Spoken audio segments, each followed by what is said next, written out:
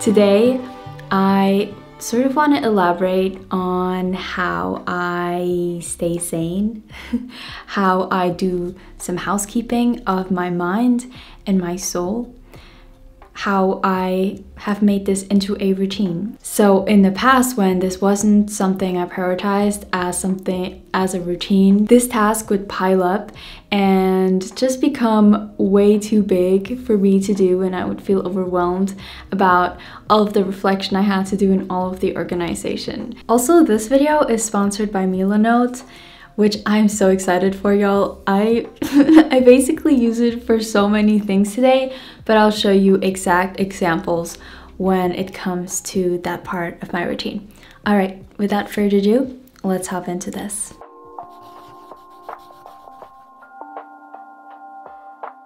Welcome to my journaling ritual.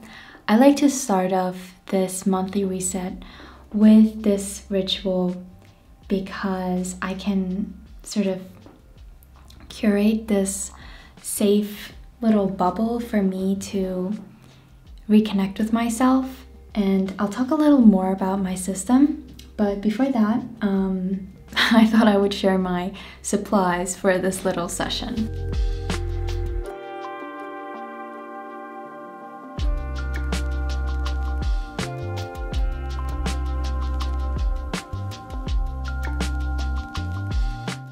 One thing I like to do to initiate this ritual is light some incense, and the way I like to do it is just light it up and walk around the room a little bit to capture or to just pull the negative energy. So let's grab my incense here. Lastly, around y'all. Okay, I think that's enough. Now when it comes to my process here, it's not necessarily a chronological order. The way I approach it is I sort of collect and review everything that I have noted down and written down in the last month.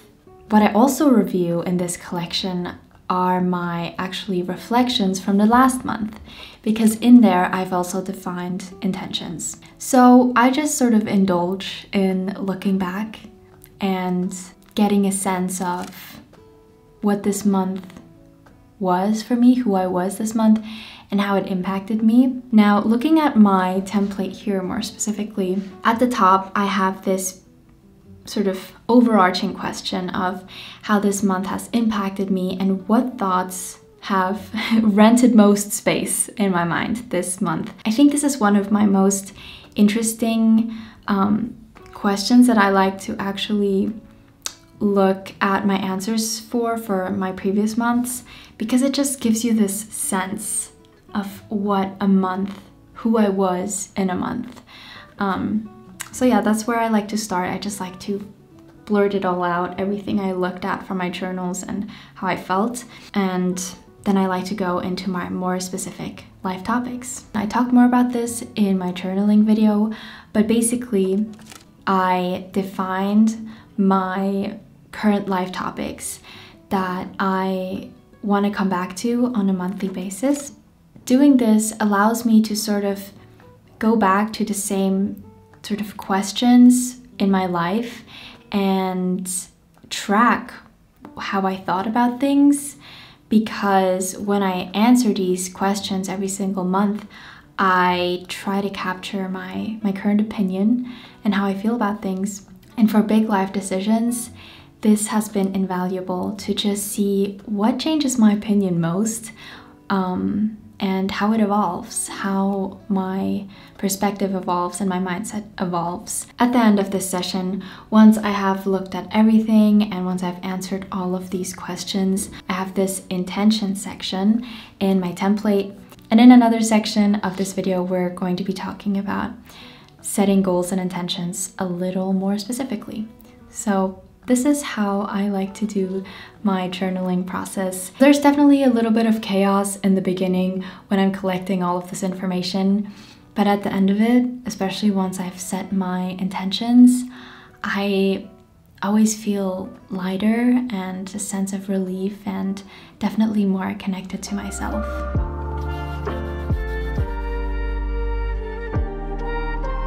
After having my journaling session, for which I try not to pressure myself to come to any conclusions or formulate an answer and focus on capturing, I can move on to the next step of my monthly reset ritual, which is creating more mental clarity. And this step entails organizing my ideas, my life projects, and my plans, especially since being creative is a big part of my work and my passions.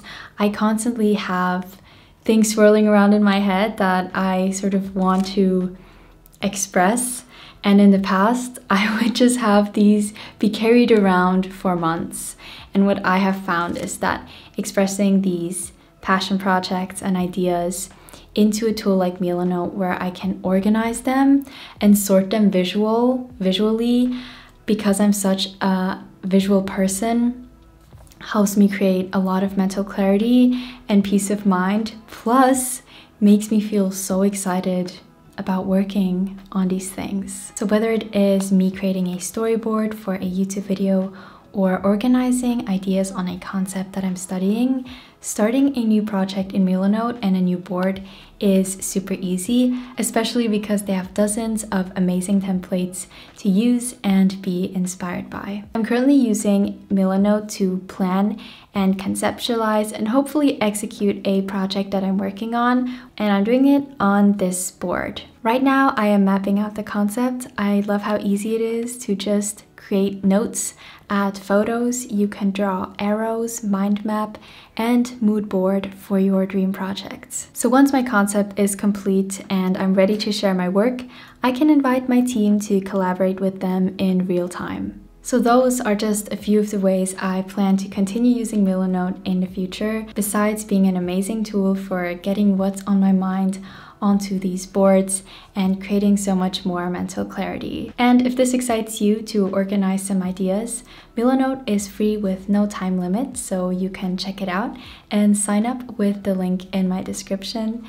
Thank you to Milanote, and let's continue with my monthly reset routine. Next up, still in the pursuit of mental clarity, I want to talk about organizing my habits and my routines, and I call this habit management. By the way, if you can see this, I had to put some cream on my set. Okay, habit management is important to me because as a pretty strict person with myself, I get super frustrated when I am not consistent with my habits, when I don't follow through with things, when I fall off the track, or how do you say that? when I fall off from doing my habits consistently. And since I see the world sometimes with this all or nothing perspective, it's so tempting to just throw it all out and just be like, why am I doing this? Why am I working so hard with all these habits? I didn't do it for 2 days. I should just stop, right? And I found that by implementing this into my monthly reset, I am able to learn from my mistakes, and instead of abandoning habits, I can reevaluate them. I can grow from what hasn't worked, and most importantly, I can keep going in a way that works better for myself. I like to actively surveillance my habits. That sounds so intense, but it's what I'm doing. I like to surveillance them and set them up with intent / build new habits with intent. So here I look at my existing habits, things that I've been tracking, things that I haven't been tracking, and what I'd like to track for the next month, so that you get an idea of some of the things that I work on and manage during this time / organize during this time. I do have a couple of habits right now that I want to improve and some that I want to add. So an example of a new habit that I want to implement is a reading habit. Me personally, I love reading, and I just don't find myself getting to it as much as I would like to. So because it's something I want to make time for, I do want to implement a specific time in the day where I can also nurture my energy around that time to enjoy that 30 minutes of reading or 1 hour of reading. Something that I've sort of been going off the rails on is my French learning habit, actually, because that is right after lunch, and what I've been doing then is actually reading other books than French books. So you can see I am currently trying to figure out what works better. Maybe I should just do my reading habit at that time and study French in the evening. Setting up habits and routines is extremely personal and does definitely require some self-awareness as well as testing things out, especially with language learning, which I've been talking about more this year because I've sort of picked back up French again and Japanese again. And especially for learning things like that, whole languages, it has been extremely necessary for me to reevaluate my language learning habits, my schedules, and keep going, keep going with the habits. So definitely need to find, I guess, a new spot for my French habit and see whether my lunch reading habit is gonna pan out. When it comes to building these new habits, I refer back to books like Atomic Habits and sort of the structure build-up of how to best do that with intention. So writing these things down, I feel like Milanote would again be a great tool to create an overview of your habits and how you want to build them. Can be so helpful and powerful. I can highly recommend to y'all to implement this habit management segment into your monthly reset.